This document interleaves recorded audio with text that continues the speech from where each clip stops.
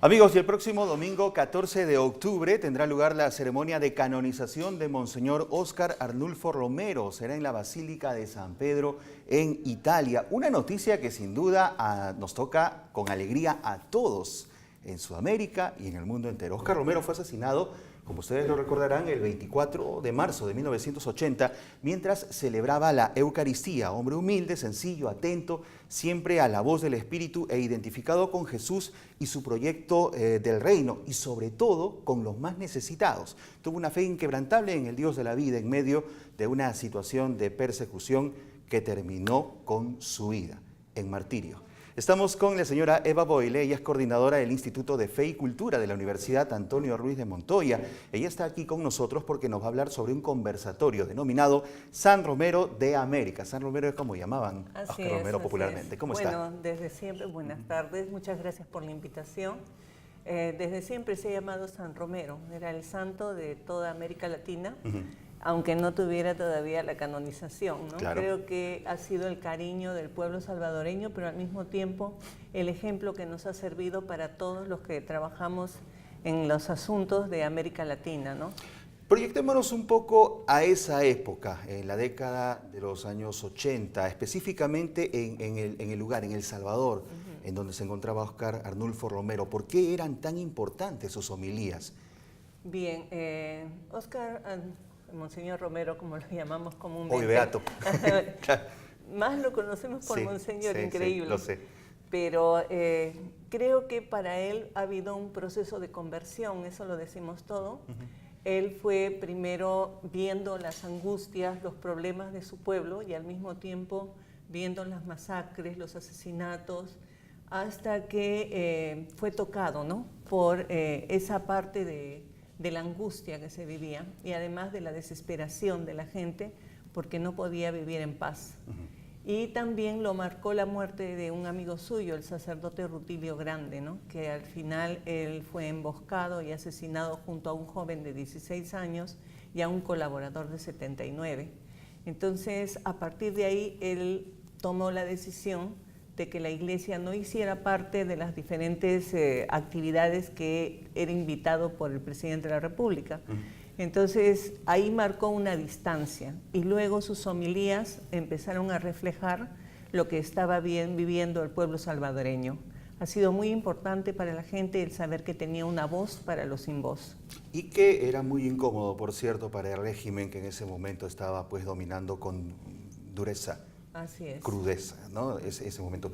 Una de las homilías que más se recuerdan sin duda es la penúltima, si no me equivoco, aquella en donde le pide a los hermanos soldados que no maten, que cesen la violencia, no maten a sus hermanos. Así es. Era muy claro, muy directo su mensaje. Así es, sobre todo porque él era el que despedía a los muertos, él era el que veía la desesperación, el llanto de las familias, y también cómo acosaban a los campesinos y a la gente más pobre en sus diferentes poblados, porque entraban, golpeaban, se llevaban a la gente, los secuestraban, ¿no? Los torturaban y aparecían muertos. Tenía por la mente una pregunta: ¿cómo podemos tener presente hoy la figura de Óscar Arnulfo Romero ya en nuestros tiempos, pensando en que las cosas han cambiado, pero no han cambiado mucho en Latinoamérica? No, sigue la represión. Y además tenemos dos grandes focos en estos momentos. Uno es Venezuela, y nosotros estamos recibiendo a los hermanos venezolanos, y otro foco es Nicaragua. Nicaragua, sí. Nicaragua, que constantemente están habiendo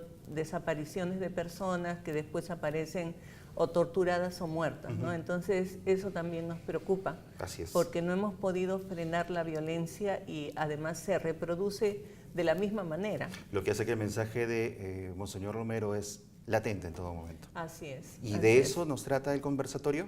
De eso trata el conversatorio, pero sobre todo el poder revivir esa imagen en estos momentos, y además porque creo que hay un afecto especial. A mí me tocó ir para la celebración de los 25 años de su muerte a El Salvador, invitada por un grupo que era Constructores de la Paz, porque de eso se trataba, de construir la paz después de la guerra, ¿no? y me impresionó muchísimo cómo el pueblo respondía después de 25 años al llamado a las calles, a las misas, a los festejos. Y además pude entrar al cuarto donde él dormía y era de una sencillez extraordinaria. O sea, era un cuartito chiquito con una mesita, una máquina de esas antiguas, sí. Thunderbolt, Sí. y no tenía demasiado espacio. Creo que ahí le cabía todo, ¿no? Sí. Bien, es interesante destacar esta figura hoy en día y lo hará también alguien muy reconocido en nuestro país y en el mundo. Se trata del principal ponente de este conversatorio San Romero de América, el padre Gustavo Gutiérrez Merino. Así es, así es. También por una vieja amistad que tuvo con él. Sí.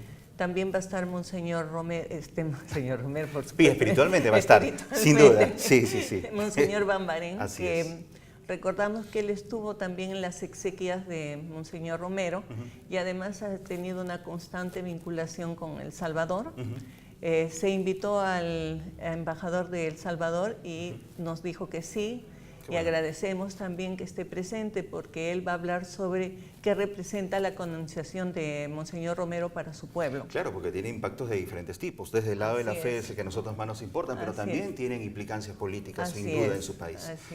¿Quiénes organizan este importante evento?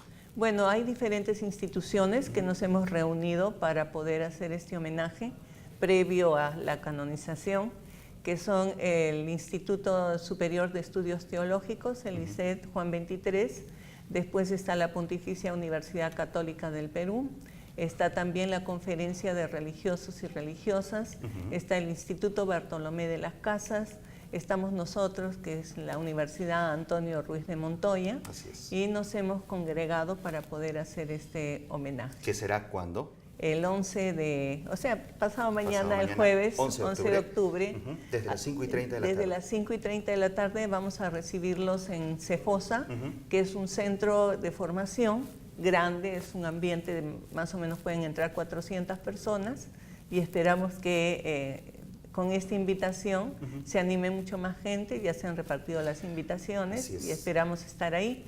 Al final va a haber, bueno, también va a hablar una religiosa salvadoreña que quiere manifestar lo que para ella ha sido en su vida religiosa Monseñor Romero, y al final va a haber una pequeña fiesta salvadoreña. Tomando en cuenta que es este domingo 14 de octubre, ¿no? Quien será la canonización, será una muy buena oportunidad para prepararse, conocer, si no se conoce, o saber más sobre la vida de Óscar Arnulfo Romero. Hoy beato de la Iglesia, pronto ya santo de la Iglesia Católica.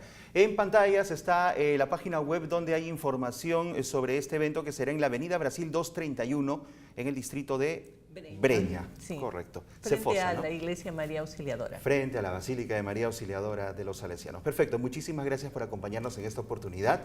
Veo alegría en su rostro. Es que hablar de Monseñor Óscar Arnulfo Romero nos da alegría. Sin duda. Sobre todo nos trae buenos recuerdos, esperanza, pero al mismo tiempo nos enseña una ruta.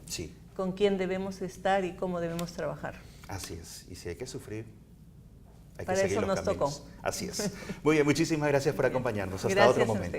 Vámonos de inmediato con más información. Les cuento que el presidente de la República, Martín Vizcarra, ha convocado para el 9 de diciembre el referéndum de las 4 reformas constitucionales planteadas y aprobadas por el Congreso de la República previa modificación. Sin embargo, señaló que de estas iniciativas el Ejecutivo no respalda la referida a la bicameralidad porque, según dijo, ha sido desnaturalizada por el Congreso.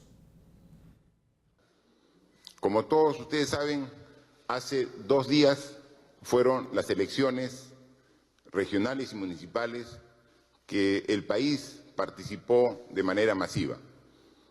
Felicitamos a todos los peruanos por la elección que han hecho y felicitamos a quienes han sido electos. Hace un momento he estado con el electo alcalde del municipio de Lima Metropolitano. Pero algo que destacamos es que se han elegido alrededor de 1.800 alcaldes distritales,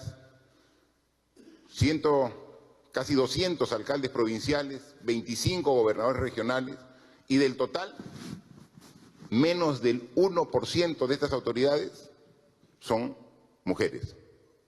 Menos del 1%.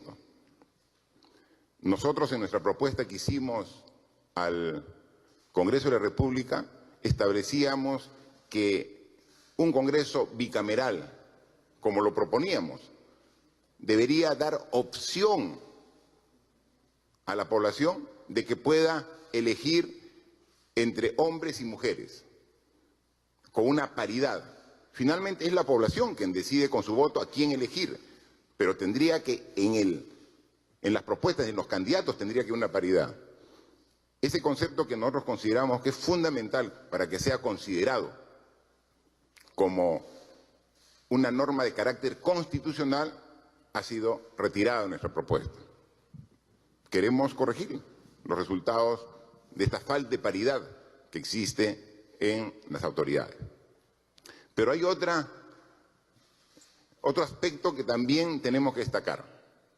No solamente han retirado este concepto que consideramos básico en la bicameralidad, sino que han incluido uno que no fue propuesto, que es el concepto de la cuestión de confianza. La cuestión de confianza está establecida en la Constitución vigente y es una forma de establecer el equilibrio de poderes entre el Poder Legislativo y el Poder Ejecutivo. A través de una modificación de reglamento, el actual Congreso ha querido corregir ese equilibrio en perjuicio del Ejecutivo y por eso hay una demanda en el Tribunal Constitucional que estamos seguros que va a dar la razón de que ese reglamento es inconstitucional. Pero sin embargo, aprovechando un proyecto de reforma constitucional que como Ejecutivo planteamos con un buen objetivo de tener una bicameralidad en el Congreso de la República, se incluye un artículo donde que esos cambios en el reglamento quieren darle fuerza y valor constitucional a través de esta reforma, cosa que a nuestro juicio lo desnaturaliza en su concepto. En consecuencia, somos muy respetuosos de la independencia de poderes, somos muy respetuosos de la institucionalidad. Vámonos de inmediato con la información internacional. Desde la web de la Agencia Internacional Católica Argentina, AICA, nos cuentan.